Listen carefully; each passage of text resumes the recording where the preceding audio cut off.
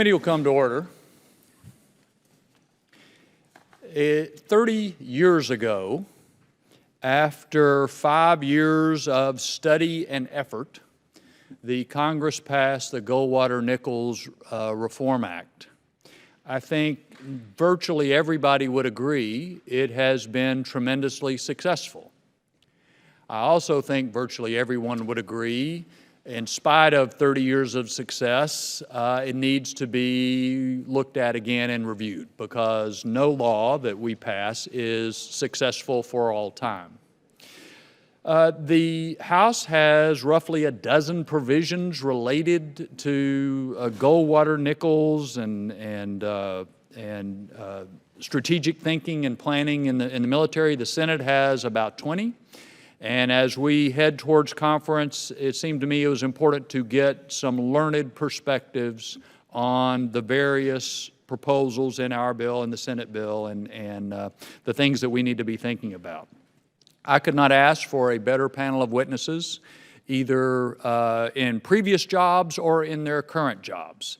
And to have a former Deputy Secretary of Defense, a former Undersecretary of Defense, a former combatant commander, 4-star, it gives us a variety of perspectives and very helpful insights on the issues we face. Before turning to our witnesses, let me turn to the ranking member for any comments he'd like to make. Thank you, Mr. Chairman. I agree with your comments. I think this is a very appropriate time to revisit Goldwater-Nichols, to look at the command structure, figure out what's the best plan going forward. And I also agree that we have 3 outstanding witnesses to give us some guidance in that. I think the issues that I'm most interested in are, number one, is it too top-heavy, the way we have it structured with the command structures? That's one of the complaints I know that the senators have made, is that as you create all of these commands, there then comes all kinds of bureaucracy that comes with it, various sort of, well, I guess the government equivalent of middle managers. Is that necessary? Could we save some money by consolidating that and trimming that down? And then the second thing that I've been intrigued by is something General McChrystal has talked about, is the need for greater flexibility in terms of moving around DoD assets. And is the current combatant command structure the best way to do that?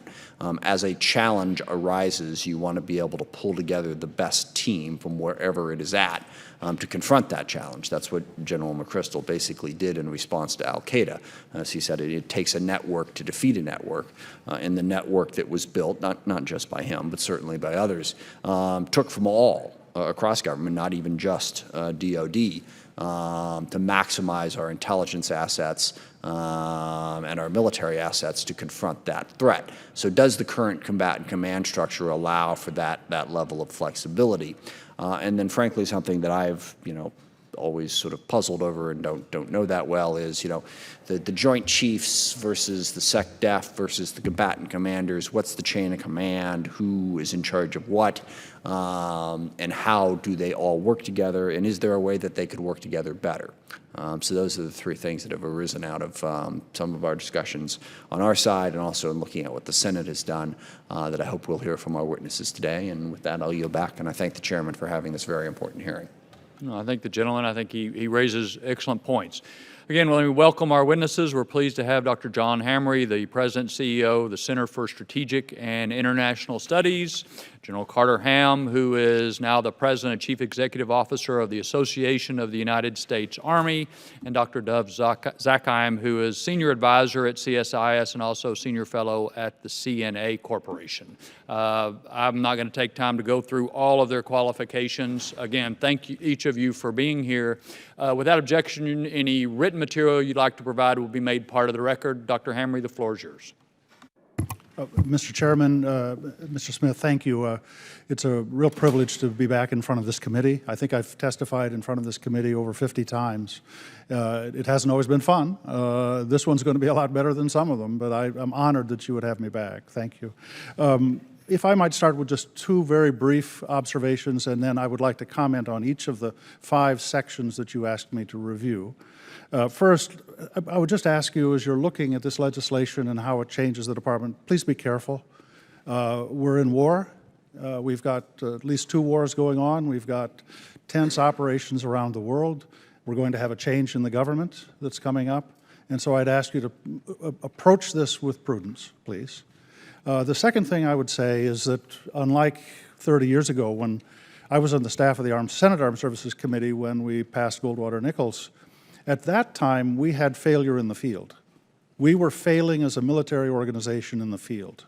That's what motivated change then. We do not have failure in the field today. We have policy failure, but it's not military failure. And so I think we have to be very careful to understand why we need to make changes now. We need to make changes now because we don't have enough resources to support the needs that we have. We have to find ways to make this organization more agile, more streamlined. I think that, and the question is, can that be the basis for a substantial reform agenda? So let me now take there were 5 sections that you asked me to comment on. First, the Senate provision calls for elevating the stature of the Director of Defense Research and Engineering and diminishing the stature of the Undersecretary for Acquisition Technology and Logistics. Let me say, we won the Cold War not because we had a larger military. We won the Cold War because we had superior technology on our side of the battlefield. And the Packard Commission, when it was formed, the Packard Commission wanted to make the Department of Defense a better buyer of things. They did not intend to diminish the DDR&E, but they did. In effect, we decapitated the head of the innovation ecosystem within the department. The Director of Defense Engineering and Research was the capstone of a system that put superior hardware into the hands of our soldiers. We lost that. And I will tell you right now, we are losing the innovation agenda between us and the Chinese and the Russians. We're falling behind. I don't think that you can turn the large organization of AT&L, and the numbers are between 1,500 and 2,500. I just can't get a good number. They will never become an innovation organization. They're a compliance organization. If we are going to restore innovation to the department, we have to create a lean, superior position in the department. The number 3 position in the department needs to be the Chief Innovation Officer who's going to bring superior technology and put it in the hands of our soldiers, sailors, airmen, and Marine going forward. So in this provision, I strongly support this provision. The second one you asked me to comment on is the provision in the Senate bill that would cut general officers and flag officers by 25%. You have a modest provision in your bill that says that you should not have 4 stars as sub-unified command officers. I think that you've approached it with a principle about looking at the content, and I agree with that.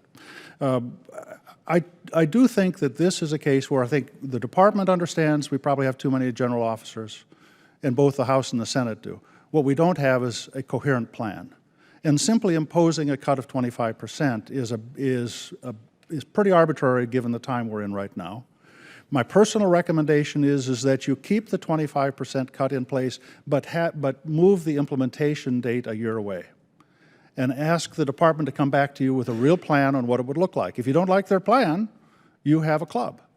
But let them have a voice on how they would shape this. I think that would be an important improvement when you come out of conference. You asked me to comment on the provision, section 941 in the Senate bill, on cross-functional teams. And I understand the sincerity of the proposal, but I think it's profoundly wrong for the Congress to dictate the operational activities within the department. You establish structure and you establish goals. I don't think it's right for the Congress to say how the Secretary of Defense should organize the internal activity of the department. I think you ought to hold him accountable. If it isn't functioning well, hold him accountable. But to dictate the procedures, I mean, you've got to have this many people in the meeting, they've got to meet every Tuesday, and they've got to have a staff, I think that's wrong. I don't think that's appropriate for the Congress to dictate to the Secretary of Defense. Hold him accountable, let him organize the department the way it's best to accomplish those goals. Fourth, you asked me to comment on the provision that's in the Senate bill that would authorize the chairman of the Joint Chiefs to do certain administrative functions but put him in the chain of command. Here I would say, this is a very important issue. This is an issue of almost constitutional significance. In our system, I mean, democracies always struggle. How do you control authoritarian organizations with guns. And that's what the Defense Department is. It's an authoritarian organization. There is authority, and people follow the chain of command. The way we have handled that problem in this democracy is by civilian control, started by George Washington, who insisted on civilian control. Civilian control is to make sure only the president, and the president can never escape accountability for decisions to go to war. And you don't put the military in the way that confuses that, either to give him clouded judgment or to give him an excuse. Now, the provision that the Joint Staff is recommending is to let them do small administrative things. And I'd say civilian control is a toggle switch. It's on or it's off. It's not a rheostat. You can't dial it. You either have civilian control or you don't. Now, the issue that they say, there are small administrative things that we should just give to the chairman. For 4 years, I've met every morning with the chairman and the vice chairman and the secretary, and I'll just tell you, it's not a problem to do those matters. Those things happen in minutes. So I think we're overstating the nature of the problem, and we are understating the severity of the implications if you go down this road. I would strongly encourage you not to accept this provision. Finally, you asked me to comment on both the House and the Senate bills, passed bills, have provisions that would cap the numbers of people on the National Security Council. Chairman Thornberry's amendment has a different approach, which is to say the president can decide how big a National Security Council he wants. But if that National Security Council is more than 100 people, it's really doing more operational things. Operational responsibility the oversight needs to be with the Congress for that. OMB has about 450 people, and there are 6 members of OMB that are required for a confirmation. The National Security Council staff today is about 450, and there's no oversight. If it's going to be an operational organization, if it's going to really be directing activities in the field, the Congress has a constitutional responsibility to oversee that activity, in my view. Now, the chairman's mark establishes it's somewhat arbitrary. It says if it's 100 people or less, we will deem that that is a coordination organization. If it's more than 100, we will deem that that is an operational organization. Now, the precise number doesn't matter, but the constitutional principle matters greatly. And I think it is exactly the right thing. It's forcing the debate we need to have in this country. Are we going to increasingly have the operations of the executive branch being run in the White House through the National Security Council staff? If that's the case, then Congress has an obligation to oversee that. I firmly believe that is a constitutional principle. So I would ask that you carry that into your deliberations with the conference. Thank you, Mr. Chairman. Thank you. General Ham. Thanks, Mr. Chairman, and Congressman Smith and members of the committee. Thanks for the opportunity to appear before you this morning. I am honored to be here with 2 distinguished colleagues, Dr. Harme and Mr. Zakheim, both long-serving distinguished public servants, and both of whom have far more experience and expertise in the realm of the management of the United States military than I do. But I hope I can perhaps bring some insight into the operational components of this. I would agree, Mr. Chairman, that this is an ideal time to review the Goldwater-Nichols Act, a law which, in my opinion, has had overall significant positive effect on the U.S. Armed Forces and has most certainly affected, frankly, my own personal and professional development. I was a captain when the law was passed, not a member of the Senate Armed Services Committee staff, so a pretty junior officer. And not long after the law was passed, I was slated to go to the College of Naval Command and Staff in Newport. For a soldier, this was a very unusual thing to go to the Navy Staff College. And truth be told, I resisted that assignment with great passion until finally somebody said, "You have your orders, report to Newport." And so just to emphasize the point, there were 2 other fellow Army majors at that time in the Naval College of Command and Staff, Army Majors Ray Odierno and Stan McChrystal. We were all in that class together, and I would say that initial exposure to joint education set each of us on paths that would lead to multiple joint command and staff experiences, and in my view, none of which would have been likely absent Goldwater-Nichols. As a battalion commander, we deployed to Macedonia on United Nations duty under the auspices of Joint Task Force Provide Promise. Later, I attended the Air Force War College. I served on the Joint Staff at U.S. Central Command on 9/11 and for 2 years after that. As a general officer, I commanded a multinational unit in Iraq, had 2 operations positions on the Joint Staff, and as the Chairman indicated, concluded my active service at U.S. Africa Command. Again, I suspect that my path would have been far different had the Congress not passed Goldwater-Nichols. I would agree with Dr. Harme in that while I agree that some changes are required, I'd urge an element of caution. The old adage of measure twice, cut once, I think seems about right to me as we consider changes to this very, very important law. And for me, from an operational perspective, one of the measures of effectiveness ought be, will the changes that we are proposing and considering to implement, will they improve military effectiveness, not simply be changed for change's sake? And so I look forward to your questions, and I'm honored to be here. Thanks, Mr. Chairman. Thank you, sir. Dr. Zakheim. Thank you, Mr. Chairman, sir, and Mr. Smith, members of the committee. It's nice to be back to speak to you again. I tend to agree with both the previous speakers in general, particularly with many of the things John Harme just said. The question as to why do it now is really important. We're not fighting the same kind of enemy that we fought when Goldwater-Nichols was first passed. We're fighting several different kinds, fundamentally different kinds of enemies. We do everything from fighting Ebola to fighting ISIS to worrying about conventional threats, and China and Russia are not identical conventional threats. So when you use the terms agile and adaptive, I think you're absolutely right. There's no other way to deal with this. And although John is right that we've done pretty well, and Carter is right that we need to be careful, we should ask ourselves, have we done as well as we could? And if you really think we've done as well as we could, particularly over the last 15 years, then I would argue you don't have to change a thing. But if you don't have 100% feeling about that, then you really do need to look to change. And I commend this committee and frankly, the Senate Armed Services Committee as well for saying, no, we could be doing better.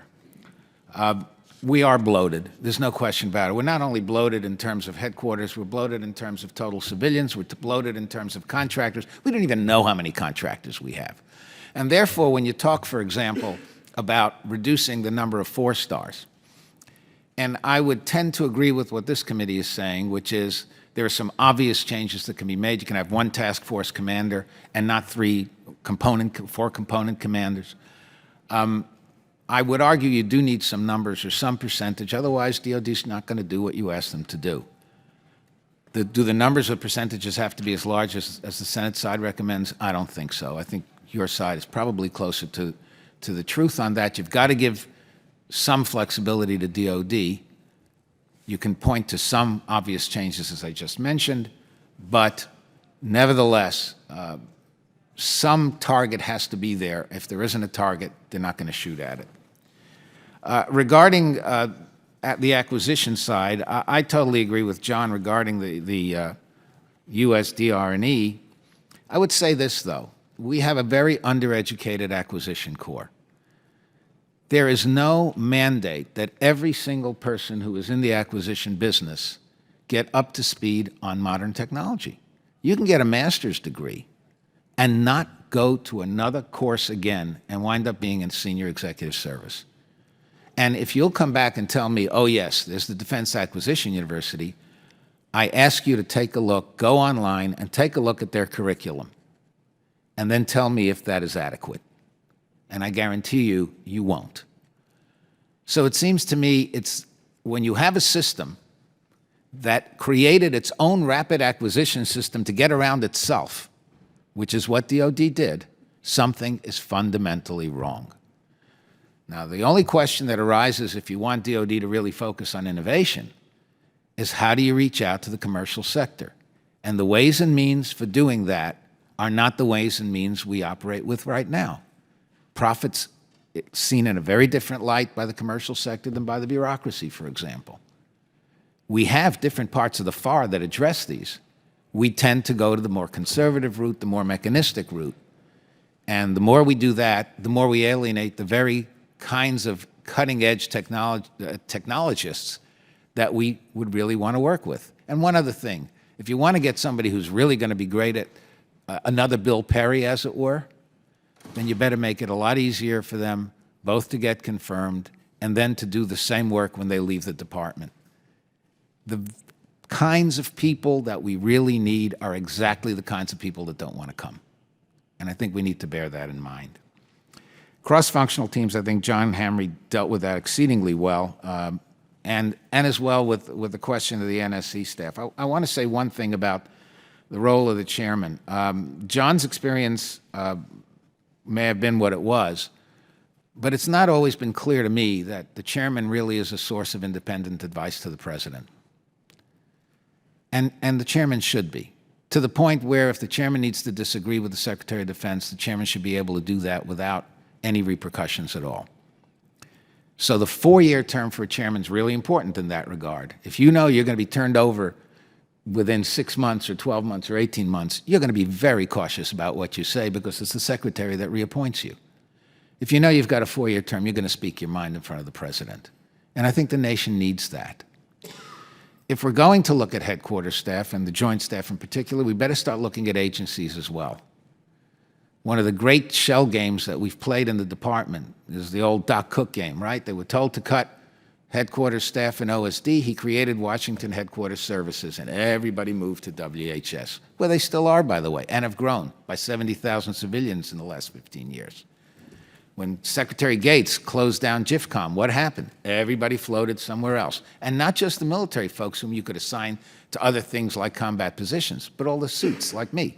They moved as well. That's not what you want. If you're going to reduce, you've got to reduce vertically, not just horizontally. I think that's critically important. Let me just close with one other point. Having been comptroller in my last job, we have a system now called PPBE. We added an E. I was the one that added the E, actually, for execution. But we don't really follow execution terribly well. If you want to spend your money well, you need to be able to review your burn rates, as they're called in the commercial world, on a regular basis. We do it once a year in between the budget itself. That's not enough. At a minimum, it should be every 3 months. See what's come up. Look at ISIS. ISIS came up out of nowhere. You need to move your money quickly. By the way, a little bit of help on the reprogramming side from the Congress wouldn't hurt either. But you need to move your money quickly. You need to review where the money isn't being spent as quickly as possible so you can move it into those things that are needed to fight an ISIS, which bites you all of a sudden, or an Ebola, which bites you all of a sudden. We need 21st century financial management as well as 21st century acquisition management. I think I've run out of time, so I'll stop here and take your questions. Thank you all. Very interesting, helpful comments. I'm going to reserve my questions until later and yield to the ranking member.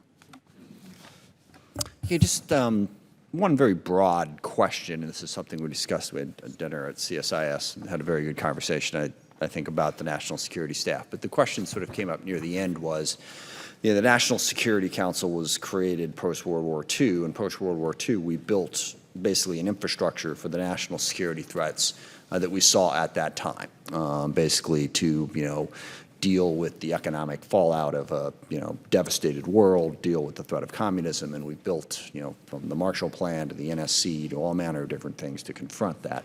And I think we had a fairly clear idea both of the threat we were facing and what we were doing to respond to it. We are in a bit of a pickle on that at the moment, in that I think we do have a clear understanding of the threats that we face. It's just that there's a lot of them. They're very, very different. Just to run through it, certainly there's terrorism in all its iterations. And then there's what Russia's doing, there's what China is doing, Iran, North Korea. And then, as you mentioned, there's the various things like Ebola and other things that come up that we play a role in. So I think you could fairly easily put out a matrix and say, this is what we're trying to contend with. What you can't really do is explain how our entire foreign policy, national security apparatus is structured to meet that threat. I would say that there are two reasons for that, and I think the second one actually is more important. But the first reason is because of the sheer complexity of it. But the second one is we want to imagine that we have more money than we actually do. And also worse than that, we keep hoping that at some point in the future more money will show up. Now, in 2010, Secretary Gates and the Obama administration did this sort of deep dive on national security strategy and looked out 10 years and said, yes, they asked the question, how much money are we going to have to deal with this, and built a budget around those threats. And those threats, A, have changed since 2010 rather dramatically, but B, we have a lot less money and are going to have a lot less money than we thought we were going to have in 2010. So how would each of you sort of build a strategy so that we can get more out of what we have and recognize we simply don't have the money, frankly, to meet all of those threats in the ways that we would like to meet them. But given that, where should we spend our money? What are the 2 or 3 most important reforms to meet that threat environment that I just described? I think you went through each of them in a very helpful way, but not in sort of that comprehensive picture. Here's the strategy, here's our limited resources, here's where we need to spend the money. So I'd be curious, it's like 1946 all over again, and we're rebuilding our foreign policy, national security apparatus. What's most important for us to do, and again, be realistic in terms of what our dollars are that are available. Dr. Harme, if you want to. Well, let me take just a narrow piece of it. It's such a broad question, Yeah. but let me take just a narrow piece, and I think part of it is the structure of our regional combatant commanders right for today. And I think to step back to say, what is our grand strategy today? Well, our grand strategy today, because we have such a multiplicity of threats, our grand strategy today is to build up allies and partners around the world that can join us to create a security environment that's peaceful and deters bad action. That's, I think, our grand strategy. That's what we did in World War II, after World War II in Europe. We never really pulled it together in Asia. We are pulling it together now in Asia. So I think you do need regional, forward-placed regional commanders. I think calling them combatant commanders is it was a mistake, actually. We ought to change that name.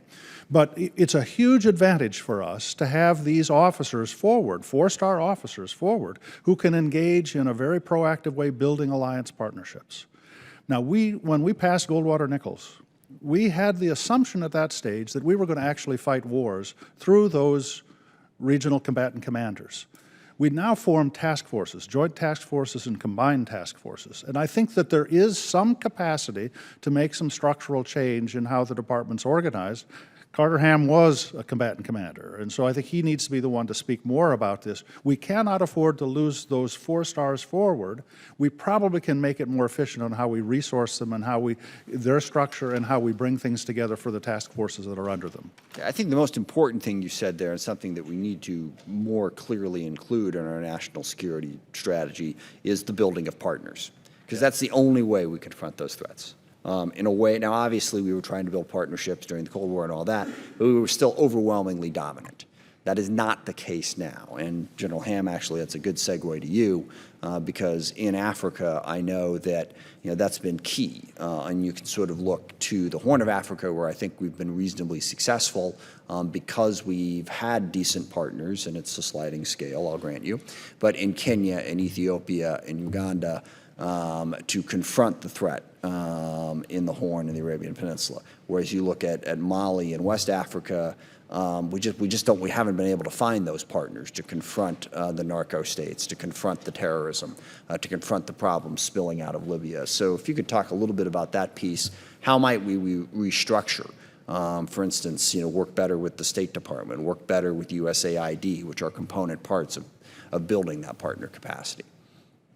Thanks, Congressman Smith. It won't surprise you that having formerly sat in that seat, I think there is value in having in the 6 geographic combatant commands a group of people who wake up every day focused exclusively on the United States relationship with the countries in that area of responsibility. I think there's a lot of goodness that that derives from that. I would, though, agree that that change is necessary. I will confess to this committee that frankly I was too timid as the commander of Africa Command on making adjustments and reducing the size of the staff and frankly the size of the headquarters budget. We made some modest reductions, about 5% each year. It wasn't enough given the fiscal realities that the department was facing. So I think there is change that can be effected, and looking for opportunities where common capabilities can be shared more effectively and efficiently across combatant commands, so that each combatant command doesn't have to have its own particular staff or command element that provides a certain function. In the development of strategy, I think we actually have a pretty good model, at least of military strategy. Having when I was still in active service, started with Admiral Mullen and Secretary Gates, continued with General Dempsey and Secretary Panetta, which ultimately yielded the Defense Strategic Guidance of 2012. That process, to me, was pretty good. It included, was led by the Office of the Undersecretary of Defense for Policy, as you would expect it would be, and also by the Joint Staff. But the service secretaries, service chiefs, combatant commands were all part of that process. We all had the opportunity to provide our input, our advice and recommendations, up to and including a conversation with the Commander-in-Chief as the product was nearing finalization. But then I think there was a next step which was done largely out of the public view, which was very, very important to me. Under the chairman's direction, or General Dempsey's direction, we then means-tested that defense strategic guidance against the threats that we envisioned near-term and present and near-term. And we assembled the right people, the combatant commanders, the service chiefs, and others, and applied the capabilities that we envisioned that were outlined in the Defense Strategic Guidance against known and anticipated threats. And that yielded for the chairman and I think for the Secretary of Defense a measure that says, can we in fact achieve the outcomes envisioned in the Defense Strategic Guidance of 2012 with the means that we think will be available to us, and what's the level of risk? So it's not just the development of the strategy, it's how do you then evaluate the level of risk and being able for that strategy to be effective. Lastly, if I could, Mr. Smith, on the national security staff, my perspective is different than my colleagues from two different perspectives, as a combatant commander and then as the director for operations on the Joint Staff prior to that. As a combatant commander, I didn't often have direct interaction with the national security staff, but sometimes would be brought in for deputies committees, sometimes for principals committees if there was a particular matter that was being discussed. I had a lot more engagement as the director for operations on the Joint Staff, and I think the way that former Secretary Flournoy described it as the tyranny of consensus, I think was a real challenge in that environment, where there was a seemingly almost endless review of deputies committees and other gatherings below the principals level of the National Security Council, trying to address the various difficulties, challenges, sometimes objections that would be raised by one participant or another in that process.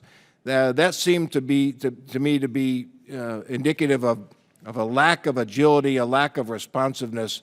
So we've got to find some mechanism, I think, to when the information is largely known, but there's disagreement, how do you still advance that issue ultimately for decision by the president or whoever the right body may be?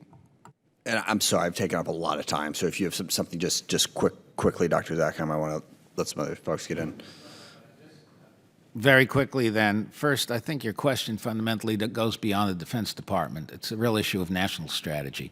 Right. We still haven't figured out how to relate defense to state, to AID, to the agencies you've talked about, not to mention agriculture, FBI, a lot of others as well. So it starts there. That's where the White House is important. I don't agree, as General Ham said, regarding the NSC staff, because once they get too large, they begin to think they're operational. They never really are. They're not qualified to be. It's not what they're supposed to be doing. But when you think you're operational and you tell the operators how to operate, you really make a mess. And I think we've seen that several times, and it isn't just one administration that's done that. But just very quick thoughts about what our national strategy might look like. I agree, allies are important. We ought to look at integrating them a lot more. You know, we have Australian deputy commanders in Westpac, Pacific, you know, for our own combatant command. We have foreigners as part of our chain of command. We ought to think about how to expand that, how to really make them functional allies and not just nominal allies. We ought to look at also at the fact that we no longer can think about everything as lesser included cases. We used to do that during the Cold War, and in many ways we still implicitly do. There are some cases that just are not lesser included. We need to outline those, outline all the others, and then see, okay, where can we take greatest risk? And finally, I think it's terribly important that we have a better sense of when we intervene and when we don't. We're never going to know for sure, but at least let's have some guidance. Thank you. Thank you, Mr. Chairman. Mr. Forbes. Chairman, thank you. And to each of you, let me echo what the chairman said about applauding you for your service to our country and thanking you for that. All three of you deserve that. I'd like to expound a little bit on this strategy concept, because there's a huge disconnect with even what we mean by the concept of strategy. When I hear people talking about our allies, and it seems like we want to get bigger and bigger and broader on our strategy till we get almost to the point like a beauty pageant where we're just talking about world peace, so nobody can really argue with the strategy, but yet we don't know how to make procurement decisions based on it. So we have general after general who retired that come sit before us and tell us D.C. is now a strategy-free zone. Andy Marshall would sit here and testify that a lack of strategy is probably our biggest threat. At some point in time, we can't have a global strategy. We have to have something that this committee can look at and say, this is our strategy, we're going to base procurement decisions on it. That 2012 defense guidance, General, that you mentioned, we had General Dunford testify, was based on 4 major faulty assumptions. That 1, Russia was going to be cooperative, 2, China was going to be cooperative, 3, that ISIS wasn't going to be a problem, and 4, we're going to be out of Afghanistan and Iraq. Well, when all of those fail, that strategic guidance fails, and every single person based on procurement decisions, when we lift that up and say, can you make procurement decisions based on this? These are guys from, they just laugh. They laugh at us. So my question is this. When we look at threats like ISIS and we look at the rise of China and we look at Russia, do we have the structure at the Pentagon? What do we need to change so that we can create realistic strategies that we can then articulate to policymakers? Because if we're articulating them, it's being done somewhere that I haven't found over the last 16 years, because over and over again, we're saying, tell us that strategy. And then the third thing, how do we make those strategies so we can articulate them faster, and so that we can then have some consistent procurement basis so that we can make the long-term procurement decisions we need to implement those strategies. And the last part of that is this. I know, and I'm one of these, we love to have this great, we decry inter-service rivalry, but at some point in time, does inter-service rivalry actually play a good role in helping make sure we're not getting faulty assumptions and we're really getting the right strategies that we need to have? So I throw that out to all three of you for your thoughts. I'll start, sir. So my point on the 2012 Defense Strategic Guidance was the process I thought was very, very helpful. And I think it yielded a good product. Indeed, the conditions changed. And I think we have not adapted to those changed conditions. So, but again, I come back to, I think that was not a bad process to develop it. Maybe we ought to do it more frequently in order to adjust as the conditions, as the global security environment changes.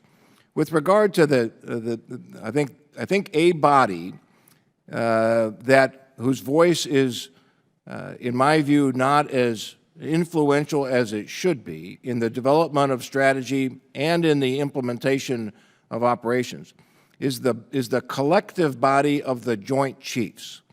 The chairman obviously has a primary role and an advisory role to the President, to the Secretary of Defense, to the National Security Council, and I think the chairman individually executes that function quite effectively. In my view, the body of the Joint Chiefs, the collective wisdom and military judgment that is resident in that body, I think that could be reinforced and strengthened, not to counter the chairman, but to offer, to the point that you raised, that there are sometimes different perspectives based on service culture, background experiences, operational experiences. And so I think that in my view, the most senior policy and decision makers will be well served by a broader, more substantive engagement with the body of the Joint Chiefs, not only the chairman. It's a good question. And part of it is that we tend to forget that strategy is talking about how to apply means to ends. And what's been driving many of us crazy is no one defines the ends anymore. So what are the ends? Well, we know some. We don't want to fight at home. It's much better before we're deployed. We want to work with allies. It makes a lot more sense that way. But there are other things as well. How do we define threats? Is every threat something that calls for military response? Are there those that don't? Now, of course, issues will arise that we can't predict. But in general, how do we think about these things? We haven't defined that at all. What we've done instead is create mechanistic formulas and mechanistic papers, like the QDR. So every time a budget changes, we come up with a so-called new strategy. But that doesn't really mean anything. If you change your strategy every other year, you don't have a strategy at all. Thank you. My time's expired, but I'd love, Dr. Harme, at some point in time to talk with you about this. If I may, just 1 minute, just to say. He's the boss.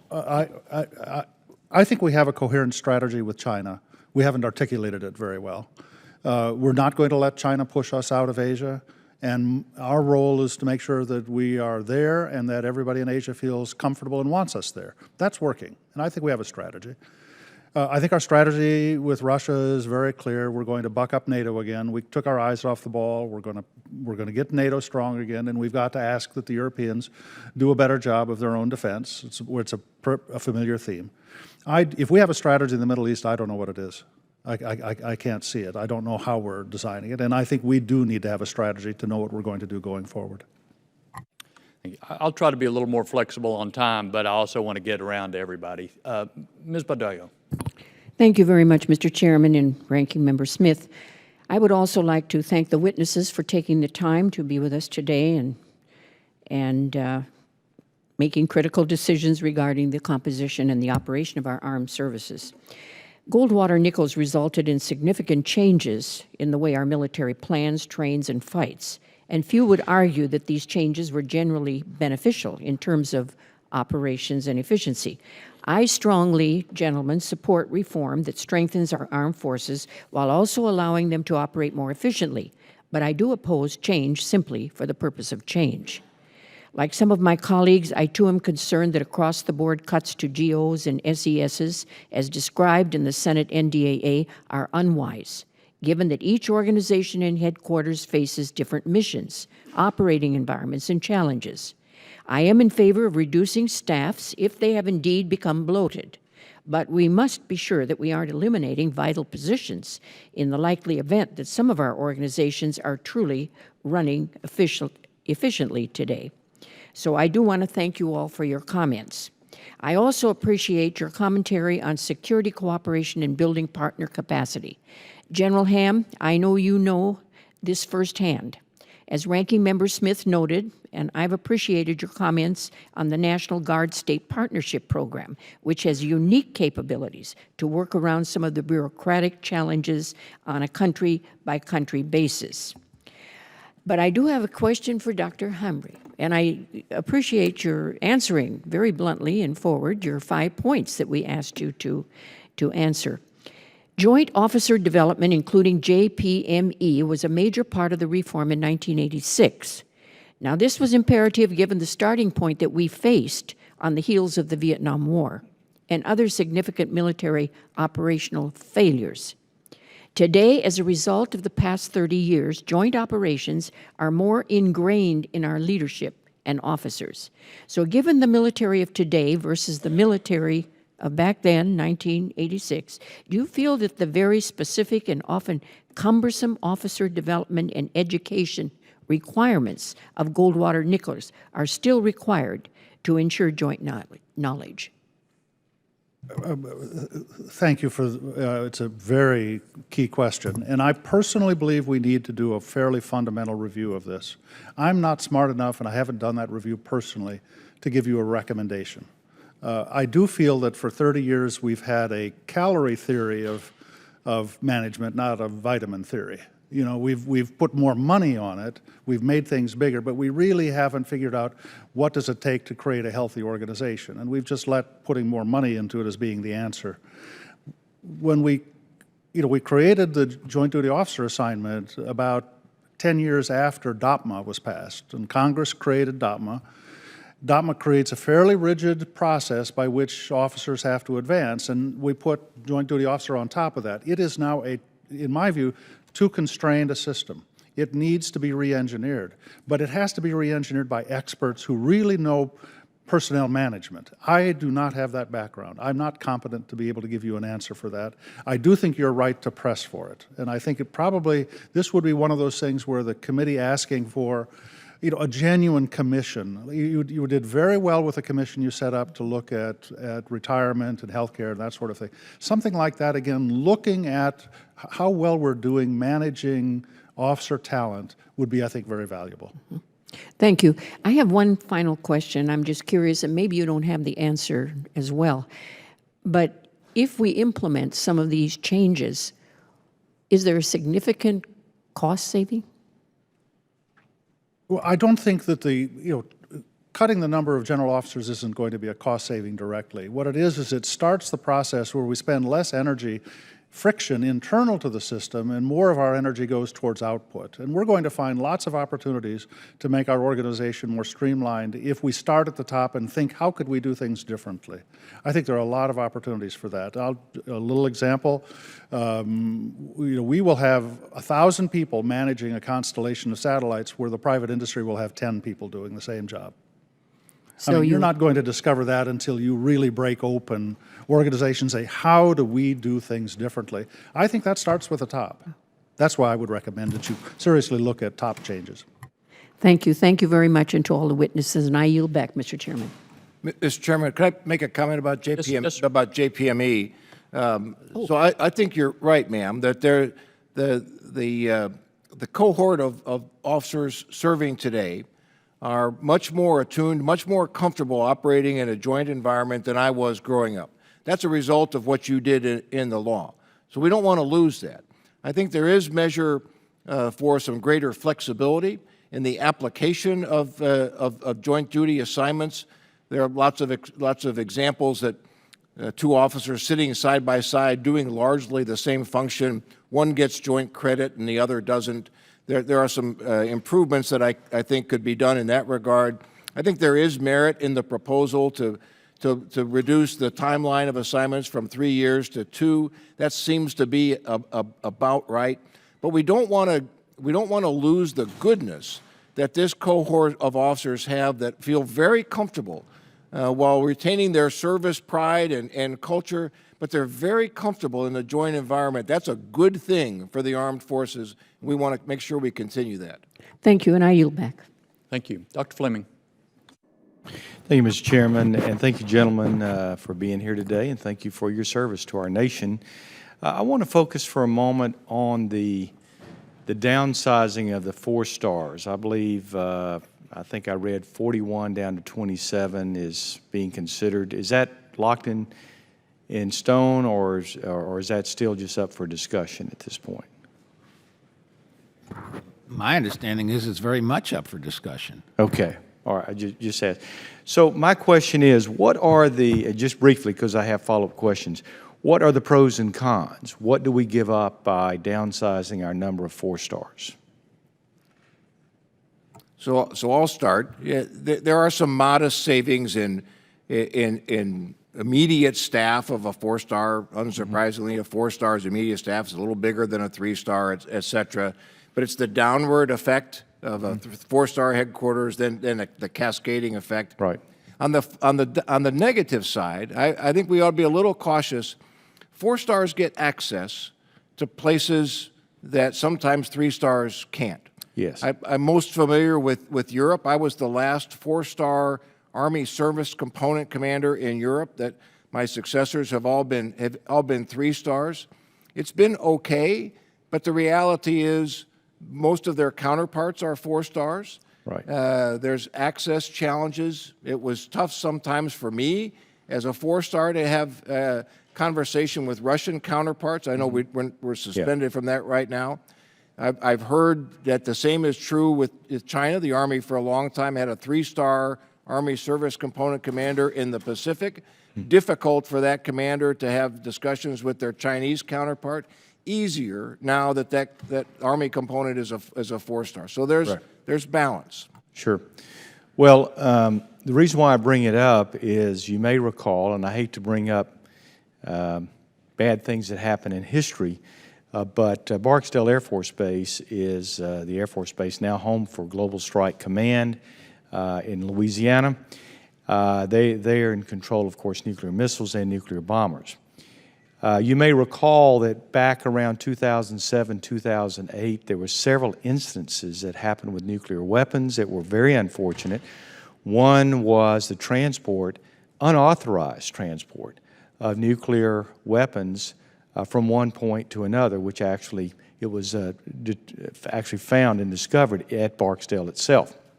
That led to standing up Global Strike Command, and now there's a 4-star general in charge of that. And the reason cited among them was the fact that there was not a high-level general in charge of our nuclear weapons, which is arguably the most important tools of war that we have, certainly the most devastating in case of a mistake. One of the reasons cited for having a 4-star in charge of Global Strike Command is to make sure that there's top-level access to discussion and resources. So I do have a concern, at least when it comes to the Air Force, about the shedding of 4 stars and how that could impact our nuclear armament. So I'd love to have your comments on that. Well, I would simply say that the way the House side has approached the issue with a smaller number of cuts to the 4-star levels, and essentially saying to the DOD, look carefully at what is needed, so a case like the one you made probably would carry some weight over there. Sure. Arbitrarily cutting whatever it is, 17, whatever the number is, probably is too far, too fast, and without enough thought. So there is a way to approach this. There is a case for reducing the number of 4 stars. I'm not entirely convinced that if you're a 3-star, you don't have any clout at all. Certainly that's not my experience when I was in the department. But nevertheless, you've got to do this with some care and understanding, and I think the way this particular committee is approaching it is about right. Yes. Just very briefly, I was on the Schlesinger Commission that reviewed that incident. Right.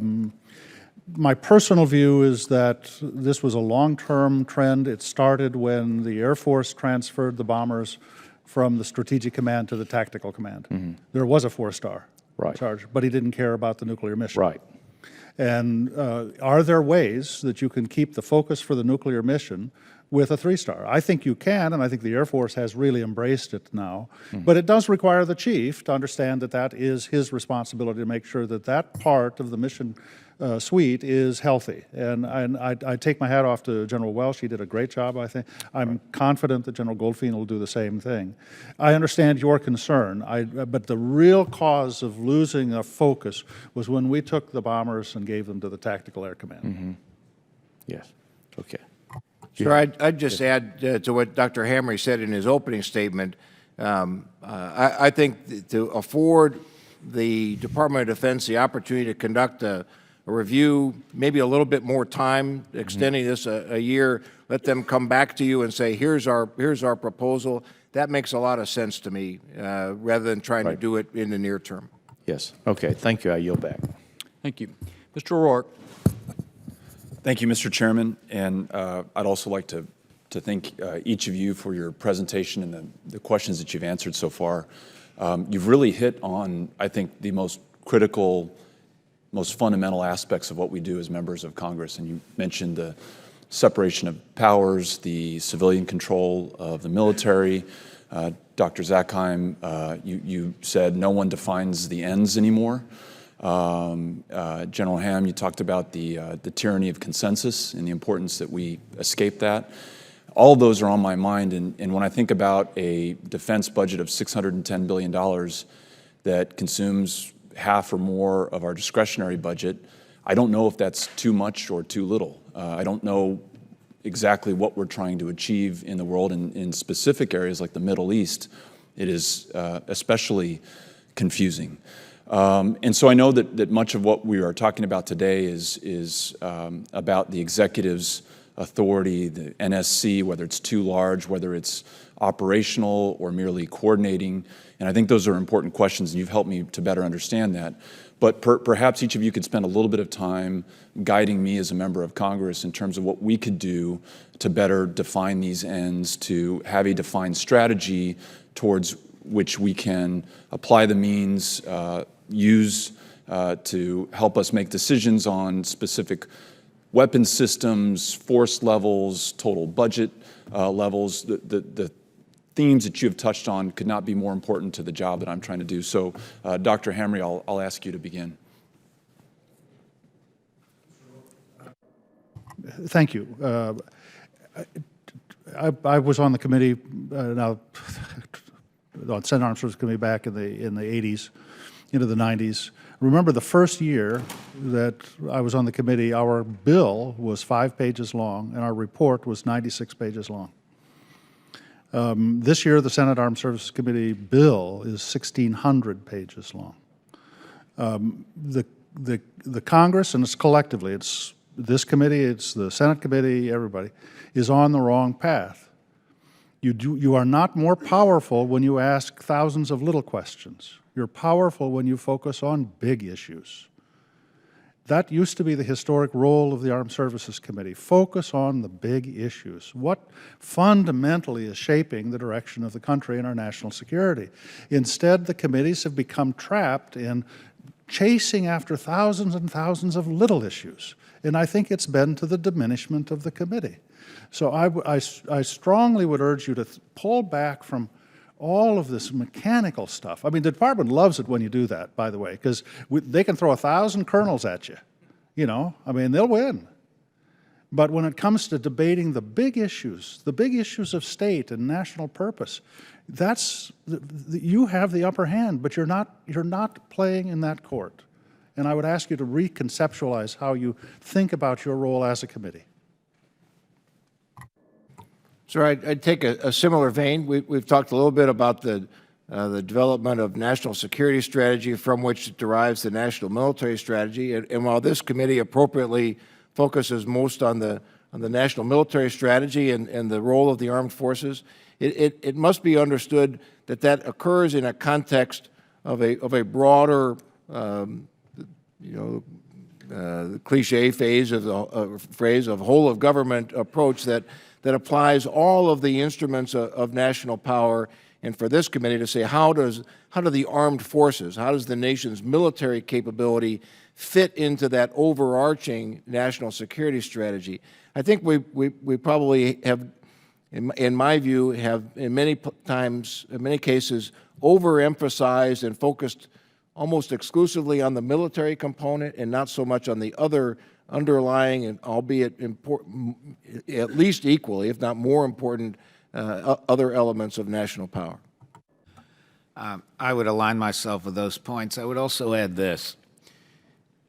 You have the power of the purse.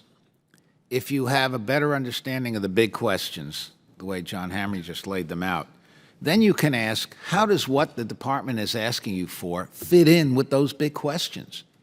So if they want something that relates, say, to the Middle East, and I agree with John Harme, we have no strategy in the Middle East, and you ask them, well, why should I pay for this if it's for the Middle East? What's it actually going to do for me when I don't know what you want to do? Those kinds of questions you can and should ask. And one other area which is terribly important, you have got to do the things that DOD will not do for itself. This whole hearing, the whole idea of acquisition reform, Goldwater-Nichols. Goldwater-Nichols wasn't cooked up by DOD. I was in DOD at the time. When John was on the Hill, I was inside the department. We were bitterly opposed to it. So if you want and see a need for change, don't bet on DOD doing it for you.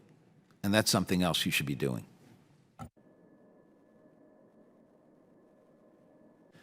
Just have to say, I think Dr. Hamre and Dr. Zakheim are exactly right on both cases. One of my goals, which I have completely failed at so far, is to shrink the size of our bill over the last 2 years.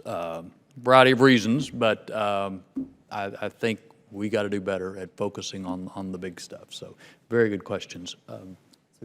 Ms. Walorski. Thank you, Mr. Chairman. Thank you, gentlemen, for being here. As you know, and you've already spoken to this, the question on the NSC, the National Security Council, I was interested in the comments that former Secretary Gates and Panetta, when they talked about the National Security Council's micromanagement of military operations. I'm interested in hearing from all of you, but I just wanted to direct this first question to General Ham. From your perspective as a former combatant commander, how do you see the issue of micromanagement as Panetta and Gates have described? As a combatant commander, ma'am, it was didn't actually perceive it as micromanagement because, frankly, our engagement with the National Security Council staff was pretty minimal. I mean, it was occasional with me personally if there was a particular contingency or matter that was being discussed, usually at the invitation of the Secretary of Defense or the chairman, and I could have been brought in it.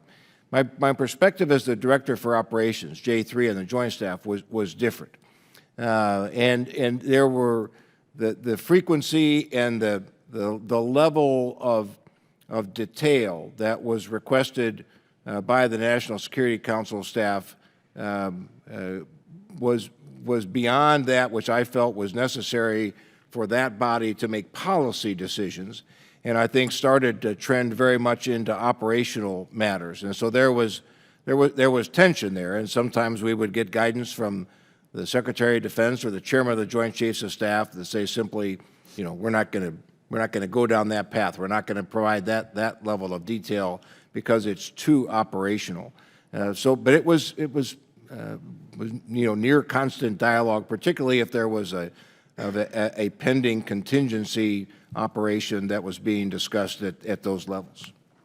And then, yeah, Dr. Zakheim, if you could kind of weigh in on what Dr. Hamre was talking about earlier, just your perspective on the Senate having a cap on members versus the House language, which requires FOIA and Senate confirmation, those two types of things. I'm interested just to hear your perspective as well. Well, I personally think that the House side's approach is probably better in the sense that, look, if the NSC staff is relatively small, then it truly is an advisory staff, and there's no need to confirm the National Security Advisor. Once it gets too big, it's operational. And John pointed out the size of OMB and the size of the NSC staff are roughly the same. So, yes, the whole purpose of the National Security Advisor has just changed. I would point out something else. General Ham speaks from his experience. But when you were the J3, the NSC was smaller. The problem with the NSC staff is that it's gone up like that. And frankly, when you have all these people sitting around, they're going to look for something to do. And I'll never forget, sometimes we would get a call when Mr. Rumsfeld was my boss, you know, the White House wants X, or somebody would tell us the White House wants X. And the secretary would say, well, who in the White House? I mean, the White House is a big place. It has janitors, too. So you get this tendency, the president wants, the White House wants. That's the part of the problem. When you have a small staff that understands its function and that is working full tilt at that function, you're not going to have these sorts of problems. Dr. Harme, you want to add anything to that? Just to say that when Henry Kissinger was National Security Advisor, he had 40 people on his staff. When Zbigniew Brzezinski was National Security Advisor, he had 44 on his staff. There are 450 right now. Now, that is qualitatively a different operation. And I hear it from all of my friends who are in sinks and in the joint staff. They're getting phone calls from GS-11s telling them, turn ships around. I mean, that's not the role of the National Security Council. And if it is the role of the National Security Council, the Congress has a responsibility, a constitutional responsibility to oversee it. We just have to decide how we're going to go here. This is why I think the Thornberry Amendment and now this House approach is the superior way to proceed on this. I would just add, Sure. I would think Mr. Kissinger and Mr. Brzezinski were pretty good at their job with that small number of people. I appreciate it. I yield back, Mr. Chairman. Ms. Gabbard. Thank you, Mr. Chairman. Thank you, gentlemen. It's very insightful to hear your different perspectives on this. Dr. Zakheim, you talked about national security strategy as really being kind of the big picture approach that we need to be looking at if we're looking at the cause and how we can improve the situation. You know, I think there's no argument that the security environment today is far more complex than it was during the Cold War, yet our national security strategies and processes have not necessarily evolved to reflect that reality.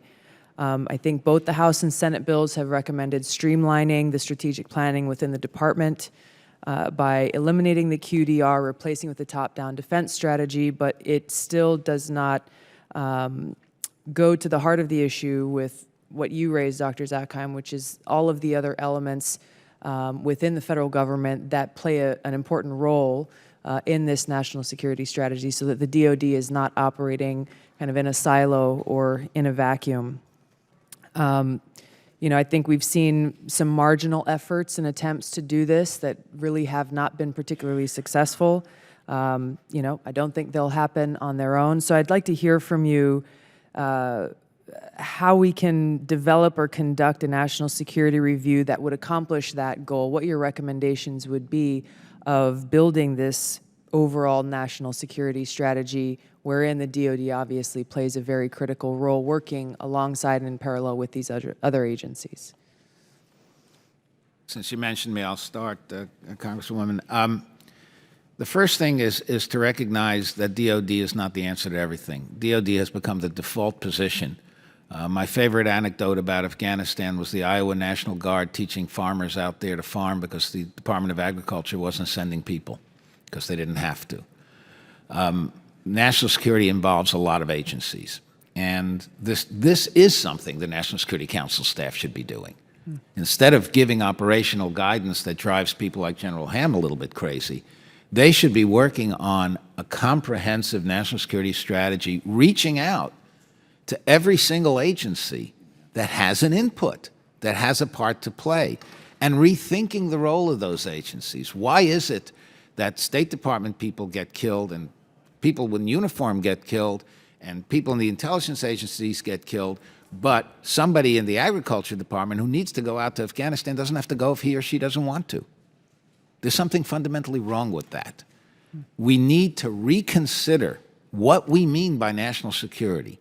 To me, that's job number one of the National Security Council staff. Thank you.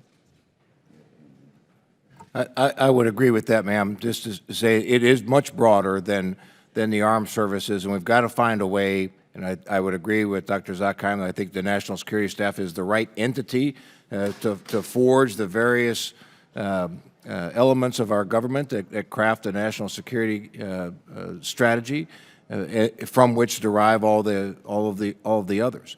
How do you get to that? How do you drive that?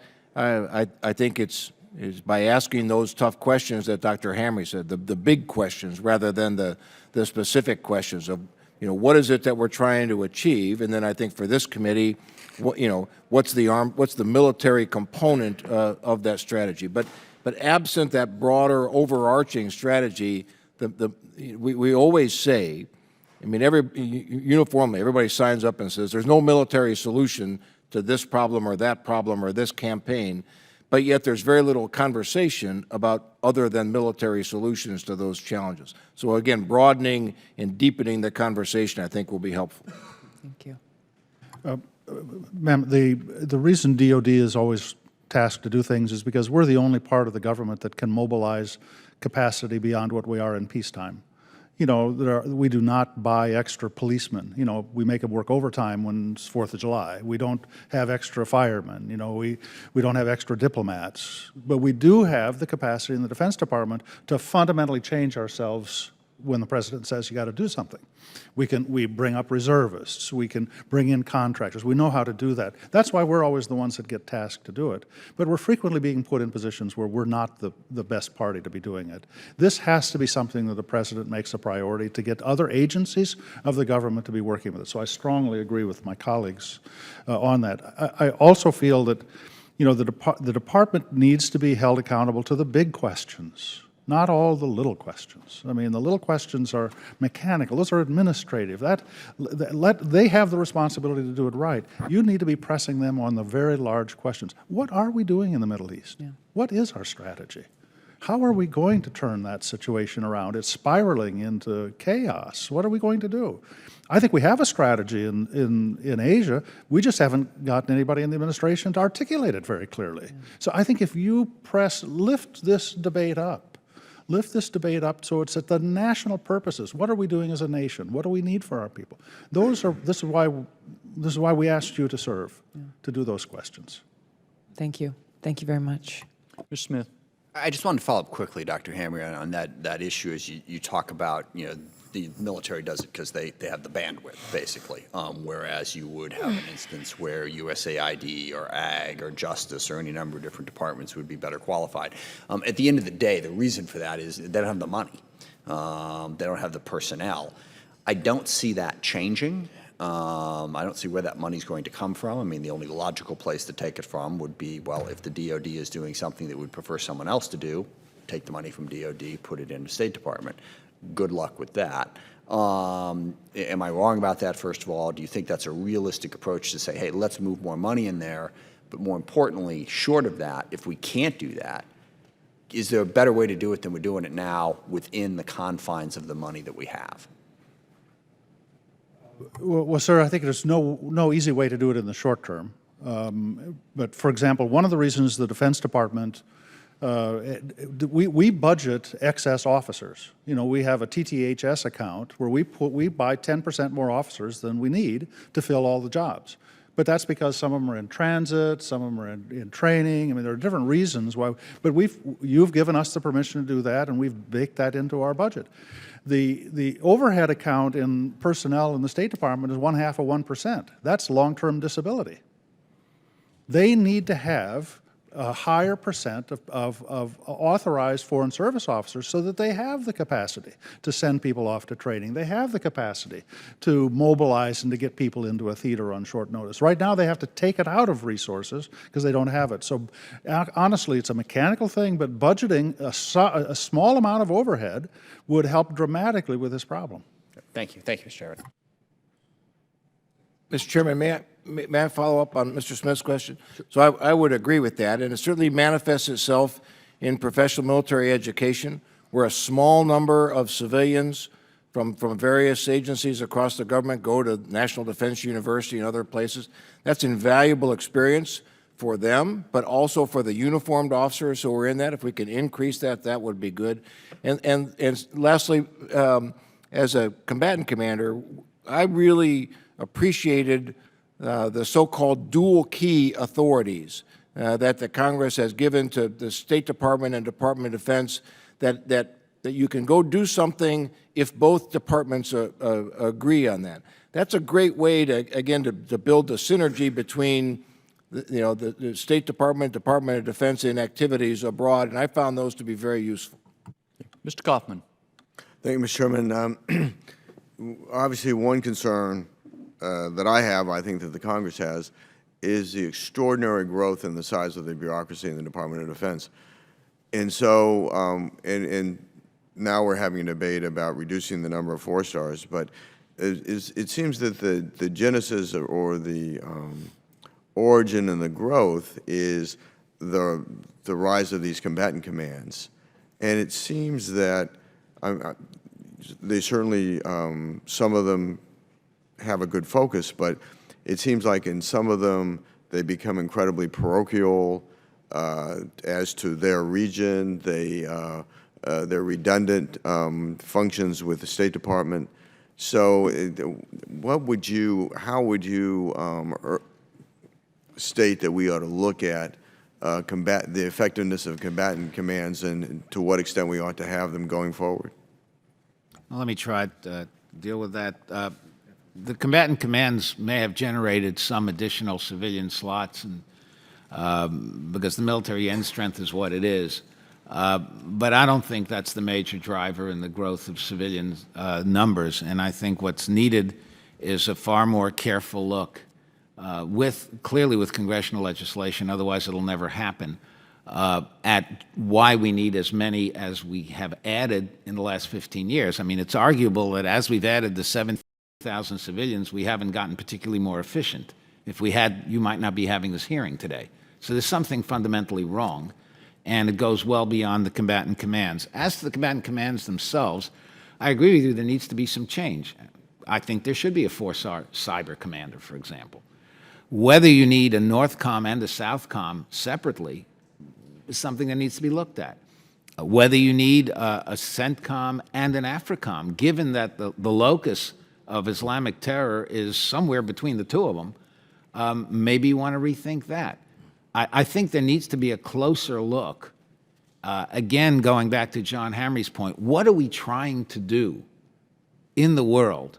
And then, okay, what kind of commands do we need in order to do that? Unfortunately, that's not how the UCP works, the Unified Command Plan, and those aren't the questions we've been asking. I won't surprise you, Mr. Kaufman, that I feel pretty strongly about the value of geographic combatant commands. Again, as I stated earlier, I think there is great value in having a commander and a group of people who wake up every day focused on a specific region. I would agree, though, that they don't need to be as large as they are. I failed in that in my time at Africa Command. I should have been more aggressive in reducing the size of the command, and I regret that. So I think there's a time to do that. But I wouldn't give up the goodness of the relationships that are developed between that combatant command and the military leaders in the area of responsibility. That's a very valuable component, I think, in our building partner capacity and reliance upon others. To the point that the threats that we face today are no longer exclusively regional or trans-regional. Some of them certainly are global threats. So mechanisms that allow greater agility in the application of force and capabilities across combatant command boundaries, I think those would be helpful. I always felt that I had a great relationship with European Command, Central Command, Pacific Command as we did things together, but it was always, frankly, was more based on personality than it was on structure. So we need some structure that makes cross-combatant command boundaries more effective and more efficient. So in when we look at Goldwater-Nichols, it seemed that the momentum for it was looking at military setbacks that have occurred with the failure during the Carter administration of the rescue in Iran, and with the failure, ultimate failure of the Marine Corps presence in Lebanon under the Reagan administration, I was involved in the early phases of the unfortunate failure in Beirut that led to the loss of, I think, 241 U.S. military personnel. So when we look at the response in Benghazi and we look at our structure, what have we learned? Because I was in a Marine amphibious unit positioned off Lebanon to evacuate the U.S. Embassy on order. And we were there, we were positioned there when things were getting hot in Lebanon. What have we learned in terms of our inability or inertia in terms of responding to in Benghazi from the standpoint of looking at our overall structure? I obviously have some familiarity with this subject and have appeared before this committee on the subject. I think we've learned a lot. I think first and foremost, obviously, the security of U.S. diplomatic facilities is primarily the purview of the Department of State and host nation. There are some things that can be strengthened there. In terms of military response, I think some of the things that the Department of Defense has done over the past few years to decrease response time by establishing a commanders and extremists force dedicated to Africa, which didn't exist before, to establish the Marine Corps Special Purpose Marine Air Ground Task Force in Spain that is postured to respond more quickly. I think those are all very, very positive steps that have occurred from a tragic incident. Mr. Chairman, I yield back. Thank you. Ms. Davis. Thank you, Mr. Chairman. It's good to see all of you here. Thank you for your inputs and really all your service to the country. I wanted to ask you if you could, this is probably a difficult thing to do, but I know that it's something you've thought about a lot. Could you look at an Iraq-type decision-making process today and think about what would be different between now and, say, 2003? And what still needs to change? What would need to change in statute as well as internally at the Department of Defense? Oh, I lived through that. Right. I don't know is the answer. And the reason I tell you that is that when you get to the level of the president and the vice president and the secretaries of state and defense, those are decisions that are not going to be driven by a particular mechanism or indeed by some kind of structure. Those are the kinds of decisions that are made for a host of different reasons and different motives. And so, as you saw perhaps just from what happened in Britain with Mr. Blair's reaction to the really sharp criticism of Britain's involvement in Iraq, on the one hand, he was kind of penitent, but on the other hand, he had his backup and said, no, this is what I wanted to do. That's what presidents do. I mean, ultimately, Truman was right. The buck does stop there. And for something like that, the buck will always stop there. I'll try, Ms. Davis, and just say simply, in military planning, we often develop plans based on what do we think are the most likely outcomes, most likely enemy or adversary reactions, and then what are the most dangerous. And I think sometimes we get fascinated by the most likely, and we build all of our plans and contingencies based on what we anticipate will be the most likely outcome, and we're less prepared for the most dangerous, perhaps an unlikely outcome, but one that has very significant consequences. So we need to be prepared for that bad outcome as well as the most likely outcome. It's a reminder to all of us that when we begin military operations, there's not a lot of certainty as to what the outcome will be. And so making sure that we have the ability, the adaptability to recognize when conditions are changing, and then the flexibility to modify our courses of action and our policies as those conditions change. I think that's probably one of the lessons that we've learned over the past 10 or 15 years. Representative Davis, forgive me for kind of doing this, but I think this is why you want to have civilian control. I don't think that the decision-making in 2003 was produced by the military demanding a war. I mean, you want absolute accountability for why things are done, and it rests with the president. It rests with the constitutional officers that execute the president's directions. And this is why you do not want to bring in a complicating factor where you can blame the military for what, in essence, is a political decision. This was back in a time when there was a great deal of fear in America. We didn't really understand what had happened to us after 9/11. We reacted with anger and blind rage in many ways. But that was a political decision. It was not the product of military recommendations or the byproduct of the civilian-military relationship. It was unequivocally a policy choice. And I think we have to always keep it that way. Well, I certainly appreciate all of your answers. I think part of the concern, as you're talking about how we, strategically and look at capacity, whether capacity on many different levels, and I think part of what I know I have always been concerned about, I think we all were, is whether we ask those appropriate questions. What capacity do we even have for understanding the situational awareness, if you will, and trying to get underneath what really lies at the bottom of some of those decisions. So I appreciate that. Dr. Decker? Well, I was just going to say that is a role of both the intelligence community and the military to lay out as best they can what the situation looks like from their perspective.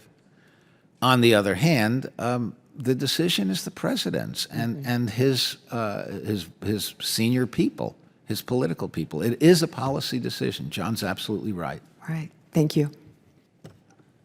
Mr. Whitman. Thank you, Mr. Chairman. Dr. Harme, I wanted to begin with you. You wrote an article back in March speaking about the role of the chairman of the Joint Chiefs, saying specifically that they shouldn't be inserted into the chain of command. The role should be advisory so they can be more directive from that perspective rather than in the chain of command. Subsequent to that, in April, Secretary Ash Carter came out and said that he wanted to look at ways to clarify the role and authority of the chairman of the Joint Chiefs. And he also wanted to make sure that the chairman maintained his independence within that particular realm of duties. Give me your perspective on where you think the chairman should function in the role between the secretary, the administration, and the Joint Chiefs and staff, therefore. Sir, I think this is, of course, one of the most complicated questions, and I would say that role of the chairman is probably the most complicated job in the world, if you think about it, because his job is to ensure that the president understands the implications of choices he wants to make, he or she wants to make, but is objective about those recommendations to the president. And so he can't become an advocate for what it comes up through the chain of command to the secretary. His role is really to be this superior counselor to the president that can give him military judgment and advice as he thinks about it. And I think the chairman have actually done a good job of that. I think they've worked very hard at that because they were not invested in the recommendation that sat in front of the president. They certainly knew about it, they helped to shape it, but it was their job to give independent advice to the president. I think we want to preserve that. And I don't think we want to cloud in any sense. It is the president's decision if he's going to put somebody in harm's way. It is the president's accountability to the public. We can't let that get confused by somehow thinking, well, the military were the cause of that. The military cannot be the cause for political decisions. Now, I think what the issue at hand, and I think the way that your committee dealt with it, was to acknowledge the secretary has a lot of delegation authorities that he could exercise. And I think that's within the prerogative of Goldwater-Nichols that was established, and I think you're right to highlight that and to say, why doesn't that become an appropriate vehicle for dealing with what are truly administrative matters? Yeah. But I know the political power of the Joint Staff, and I would be very loath to give the Joint Staff more political power when it ultimately is a political decision that has to be accountable to the electorate. Thank you. Dr. Zakheim, I want to shift gears a little bit here. You spoke earlier about efficiencies within the Department of Defense and specifically where dollars are going. And I'm very much concerned along the same realm, and that is that we're getting dollars directly to readiness. And in many situations, they're not getting there. You pointed out, I think, very eloquently that about 40% of the total Pentagon budget or spending, which is about $240 billion out of the base budget, goes to overhead and support. So it doesn't get directly to the warfighter. It doesn't get to the things that we need to be doing, whether it's training, whether it's the overhead of operations and maintenance and modernization. And you've also seen, too, that since 2009, the workforce there in the Office of Secretary of Defense has grown by more than 2,000 people, or 18%, and the Joint Staff grew from 1,286 to 4,244, an increase of 230%. I think all those things are very, very significant in looking at that element of growth. Tell me this, how do we in the future reshape the direction of resources to make sure that we are indeed focusing that on rebuilding readiness? You know, the full spectrum readiness is not a place where we're going to be until sometime in the 2020s. To me, the way to short circuit that, sans all the issues we deal with sequester and those kinds of things, is to create the efficiencies within the Pentagon. Give me your perspective. I know you spoke a little bit about it, but I wanted to get you to drill down a little bit more about how we get there. Well, starting with the Office of the Secretary and the Joint Staff, I mean, clearly you can legislate a ceiling for both. It's been done before. What you have to watch out for is another WHS or the siphoning off to other agencies, and unless you put in language there that says these people really have to go, they're not going to go. So that's number one. Number two is one of the biggest black holes in budgeting is, and I think John Harme will probably agree with me on this, he was a comptroller before he was a deputy, is base operations. What do we mean by base operations? There are things that we really need to spend money on, and there are things that maybe we shouldn't be spending money on. And I think getting to the bottom of that is daunting, but it's very important if you're looking for the kinds of efficiencies that you could then turn the money over toward procurement and R&D and the other things you're talking about. And finally, as I said, getting your arms around the contractor corps. What does it mean? One thing that I've suggested over the years is you put a 2-year moratorium on anybody leaving the department, whether military or civilian, before they can become a contractor that's doing staff augmentation, which is really the problem. Because what they do is they flip their badge and they go back to the same job. But meanwhile, somebody else has replaced them as well, and all of a sudden you got 2 people doing one job. There ought to be a moratorium set on that. You ought to make it much, much harder for people just to flip their badges. Once that happens, they're going to look elsewhere, and that will start bringing the numbers down too. Very good. Thank you, Mr. Chairman. I yield back. Mr. Larson. Thank you, Mr. Chairman. Dr. Harme, an important role of the AT&L Undersecretary is serving as a milestone decision authority for major defense acquisition programs. So in that role, as we know, the Undersecretary is a key decision maker in the DoD on whether a program starts, whether it moves into development or into production. So even though the FY16 bill encourages AT&L to push that authority down to military services in more cases, the Undersecretary still retains the authority to serve as the milestone decision authority on programs. So the Senate has a proposal to break up the Undersecretary for AT&L, and it's not 100% clear on whether or not the new Undersecretary for Research and Engineering would continue to serve in that role as the decision authority. So a couple questions. Do you support the Senate's idea of a new Undersecretary retaining this milestone decision authority, or should Congress make clear in whatever language you need to come up with where that authority sits? Sir, I think my personal view is we need to lift up the Director of Defense Research and Engineering to make it the number 3 position in the building again. It once was. We need to put it back there again. You cannot have that be the number 3 position and not let him have milestone acquisition authority. You're going to have to keep that role with the DDR&E. But we don't need a giant compliance organization surrounding him.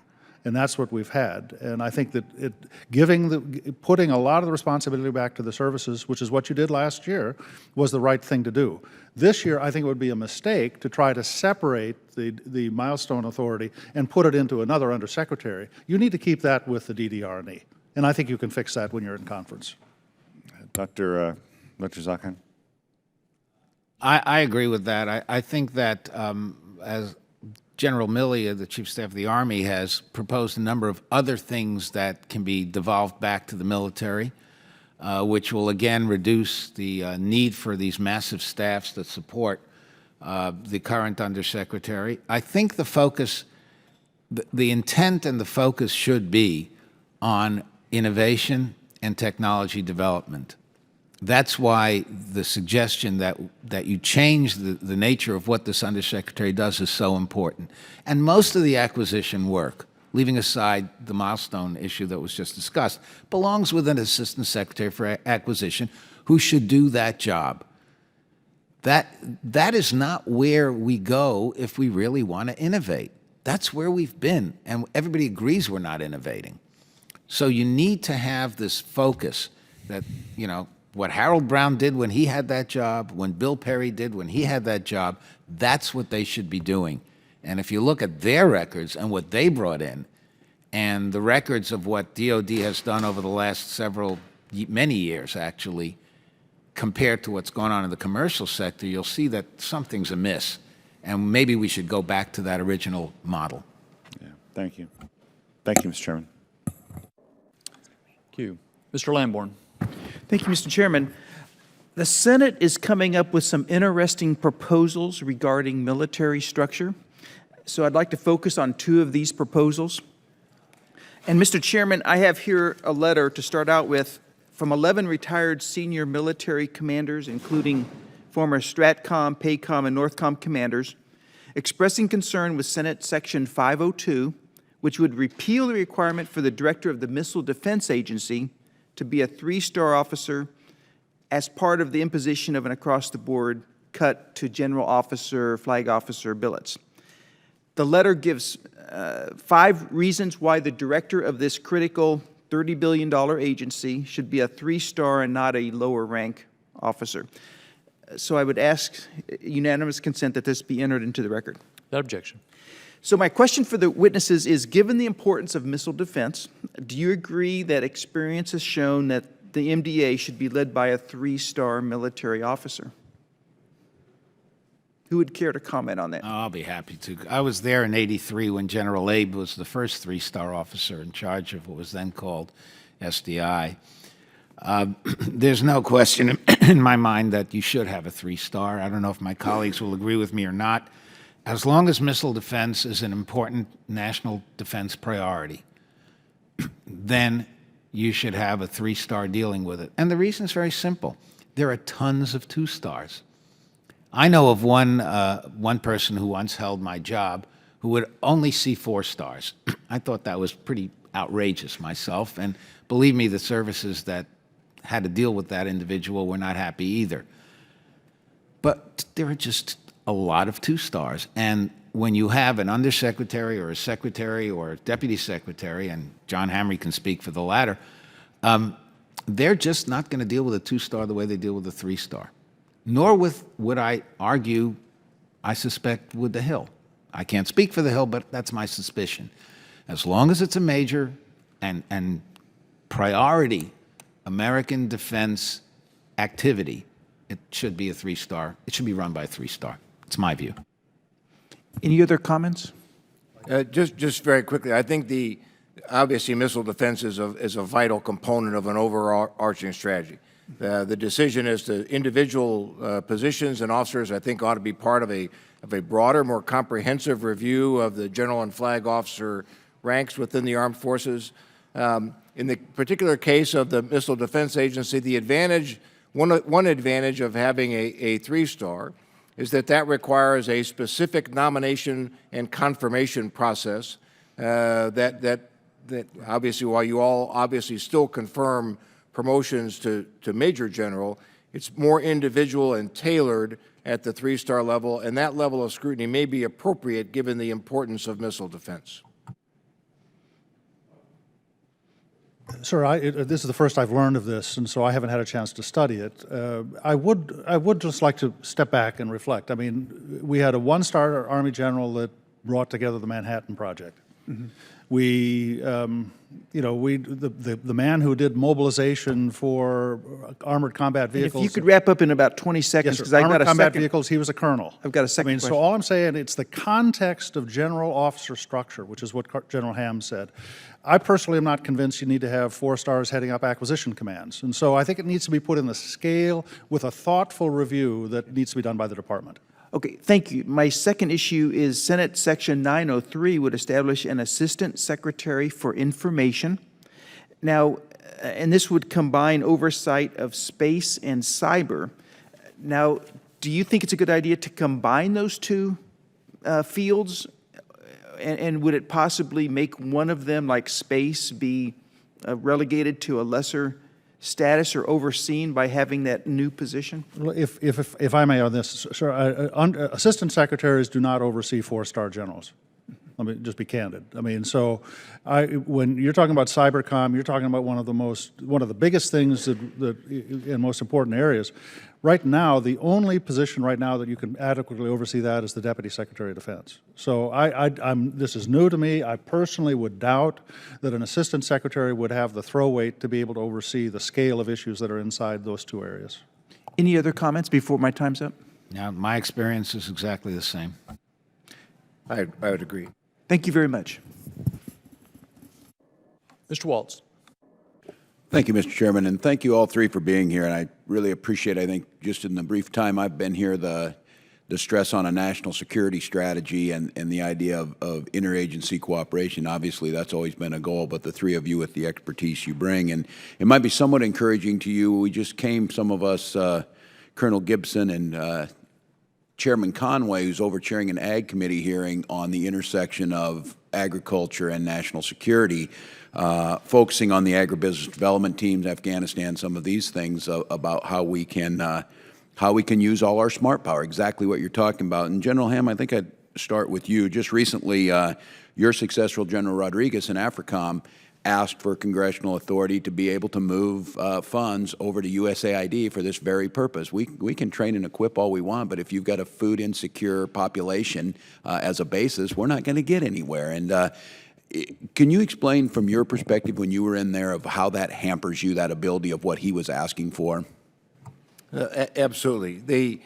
I think what has happened over the past couple of years is that appropriately we are taking a broader, more current, comprehensive view of what constitutes security. It's not just military forces. It is food security. It's water security. And so it comes back to the comments before of a national security strategy that embraces all of that. And how do we most appropriately bring the many tools that the government has to bear in these issues? And so the Department of Defense has capabilities, both personnel, other resources. Can we find ways to have the authority to use those resources to achieve a security objective that might be non-traditional, might be non-military? So greater flexibility is most appreciated and most helpful.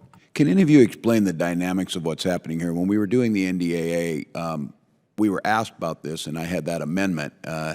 And there was, the combatant commander was obviously asking for it, the folks were asking for it, but when we tried to put this forward, folks at DOD seemed to be resistant to it, which seems so counterintuitive to me about, did the right hand know what the left hand was doing? What do you think the dynamics of that was, what's going on there? Because it was a shift of money. It was basically taking DOD money and sending it to state, which apparently seemed like a major threat, but it was for the purpose of giving that combatant commander the exact flexibility you were asking about.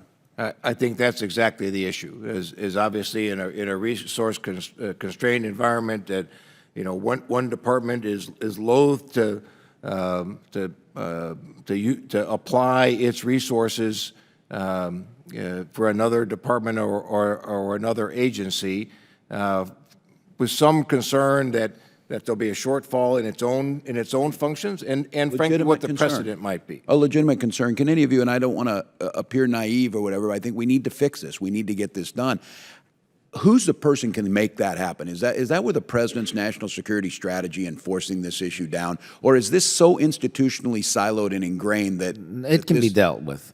First of all, and I'll speak as somebody who actually did agree to transfer money to state when I was comptroller.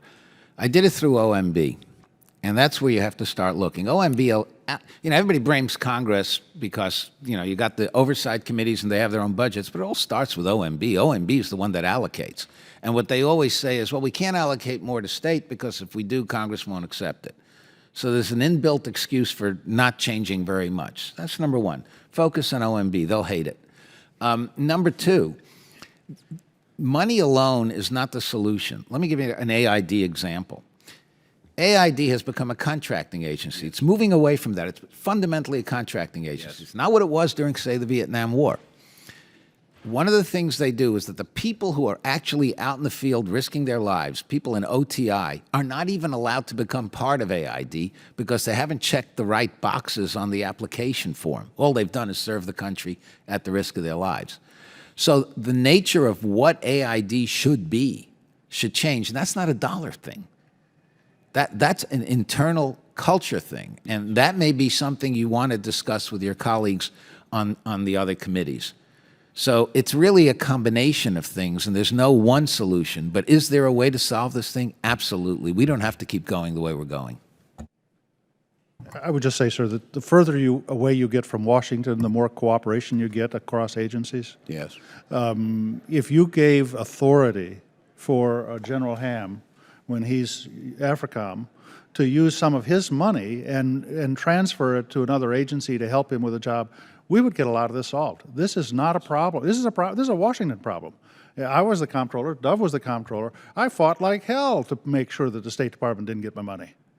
You know, that's my job. That's my job for the Department of Defense. Yeah. But in the field, these guys are looking for people to work with all the time. So I think a lot of this could be solved if we created some authorities for local commanders to reach out and find people where they can get that kind of help. We don't let them do that now because of the way we structure control over dollars. Well, I appreciate the three of you, your candid and refreshing remarks on this, because we got to get this right. Thank you, Mr. Chairman. I yield back. Thank you. And I recall that there was some controversy about the flexibility that the commanders, say, in Iraq and Afghanistan. What was that? Commanders something? Yeah. Oh, SERP, yeah. Yeah, the SERP money. You know, and that was controversial because you couldn't figure out where it was going to go. But I'm very sympathetic with what y'all are talking about. More flexibility on the ground by the people who have to live there makes a lot of sense. This has been terrific. Let me just touch on a couple things right quick. Dr. Harme, on the AT&L DDR&E issue, if you keep milestone decision authority with DDR&E, doesn't DDR&E have to have the apparatus to evaluate whether a program is appropriate for the next milestone? In other words, doesn't it have to have the bureaucracy to make that decision? It's going to have some bureaucracy to help make that decision. If you have an assistant secretary, AT&L that's an assistant secretary, most of the mechanics of that will be done in that office. And I'm hoping that the reform that you put in place last year, by moving milestone authority back to the services, by making the service chiefs accountable, is going to lower the obligation to have OSD have a giant organization that's checking every little box. Yeah. Okay, I hope so too, but I just wanted to check on that. Dr. Zakheim said he thought extending the term of the chairman of the Joint Chiefs from 2 to 4 years was a good thing. Do either of the other of you have an opinion on that? I fully support a 4-year term for both chairman and vice chairman. Ideally, they would be offset. I'm not sure you want to legislate that. I think you still want the commander-in-chief and the Secretary of Defense to have a degree of flexibility, but 4-year terms would be helpful. Sir, I also agree. A 4-year term, I think, is a good thing. I would ask you also to look at another element inside the Senate bill which precludes the vice chairman from ever becoming the chairman. I'm not sure that that's a healthy provision. That's in essence taking the vice chairman and making him the least important guy on the Joint Chiefs. Given the role that the vice chairman plays, I'm not sure that's a healthy thing to do. And can I speak in support of that point too, Mr. Chairman? Yeah, 'cause I wasn't aware it was in the Senate bill. It is in the bill, and what you're essentially doing is saying to the vice chairman, this is your terminal position. You are a lame duck from the first day you've taken this job. That is not a good thing. And quite frankly, if the vice chairman is talented enough, why shouldn't he or she be promoted? It's ridiculous. Okay. Lastly, I think the conversation we've had about broader strategy has been very helpful. I'm going to narrow down for just a second. Do any of you have views about the specific QDR replacement that we have in our bill, which tries to, number one, have it not be so expensive and time-consuming and worthless, in my view, but does replace it with something where you start out with an outside panel and then come back with the Secretary's defense guidance and then the plans that go from that? I think it's a good idea because QDR, like some other things that go on in the Pentagon, if you actually were at one of those meetings, the walls are lined with people who are falling asleep or are asleep. And it becomes this massive group exercise, not to mention the fact that the language is totally anodyne because it's this culture of consensus. So it becomes a total waste of time almost from the time it's published, maybe even before it was published. So I certainly support your idea. Whether that goes as far as one could, I don't know, but it's a great start, and I would be totally behind it. I would agree with that, Mr. Chairman, because I think it begins with a new strategic review begins with a question of trying to define the ends which we've talked about here, rather than beginning from a conversation of the ways. It seems to be often begun with the ways and say, what can we fit inside the available ways, rather than having the larger conversation first. Mr. Chairman, forgive me for not having studied that provision, and so I'm going to make a comment in ignorance, but the reason that the QDR has become so worthless as a process is because you all are looking at it. I mean, they do not want to expose their deliberations in a way that takes the internal deliberations and make them public. And they have a right of privacy to figure out what they want to do for their recommendations. I personally think the committee could have enormous impact if you took a select group of, say, 10 members of the committee, 11 members of the committee, so to preserve the majority, and say, you guys write a national strategy for the committee, and then we're going to debate it ourselves. I promise you, you'll transform the way this town thinks, because for the first time, you are going to be looking at a national strategy. And and then you bounce that off against the executive branch. It will change the nature of how you think what your role is. Your role is, I mean, you're the chairman of the board. And this is the board for the nation, thinking about our national strategy. But you're behaving like third-level program managers in a corporation. You're looking at all the little stuff. Please, I plead with you to look at big issues. You can't do that with a committee this big. You're going to have to create a special task force to try to work through something and say, this is going to be our national strategy document. This is what we think the nation's going to need for the next 10 years, and we're going to debate it in our committee. I think you would transform things, because you'd also change the way your committee would be thinking about itself. Interesting. Dr. Harme, CSIS, as you know, produced a report, I think it was in 1999, called Beyond Goldwater-Nichols. One of the key elements to me that stood out was the point you've made very well, that when you go to battle with the majors, we're not asking the big questions and we inevitably lose. And so I take your point. It has been challenging for me to figure out how from the legislative branch, we encourage or require a real strategy rather than this thing that the QDR has become. It's hard for us to make that happen. You know, so maybe your thought is, or your idea is worth pursuing. I would just add, Mr. Chairman, that maybe it's a combination of both. In other words, as long as you have something like the QDR, it's going to be useless. So change that and maybe John's idea alongside it. So then you get a real discussion as to where we want to go as a nation. There's nothing like competition. If the executive branch knows you're going to be writing a strategy and you're doing it on a bipartisan basis so that it really has, you are going to cause them to look at other than this is just an exercise. And I thought the last national strategy was meaningless. Yeah, well, we're in agreement with that, and I appreciate it. Adam, do you have something? No, I guess the only thing I comment, I think it's a very good idea to have our committee perhaps do that. I think, personally, I think we could replace the O&I subcommittee, and that would be a more useful use of our time. We got all kinds of oversight and investigation we do within this committee, and of course with OGR and all over the place. It would, I think, be a more useful committee if we had a bipartisan group that tried to do that, that tried to come up with a strategy for us, and then we could, hopefully base our bill off of that strategy. So, but other than that, very, very helpful. Thank you very much. If nothing else, you educated all of us on what the Senate's been up to.